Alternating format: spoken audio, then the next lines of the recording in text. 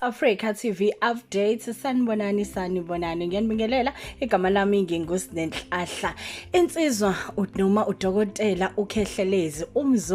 phela kuthiwa ke kade eyo lobola wazishaya ezaphelela insizwa ke ilobola lapha yayingoduso yayo wesibili ogama layo kungumbalenhle uMangubane waseMlazi ihambile ke insizwa kanti ke abakhongi noma ke umkhongi obehamba phambili insizwa ke ungizwe Mchunu uyena ke obe womunye wabakhongi kuthiwa ke bekukuhle kudelile zikhona nezithombe behamba ngisho lapha yayinkundleni zokuxhumana abantu ke belokhu behalalise njalo sethemba ukuthi ngoba selobolile nje impela maduze zizobe ziyishaya noma ke ziwushaya nje kudokotela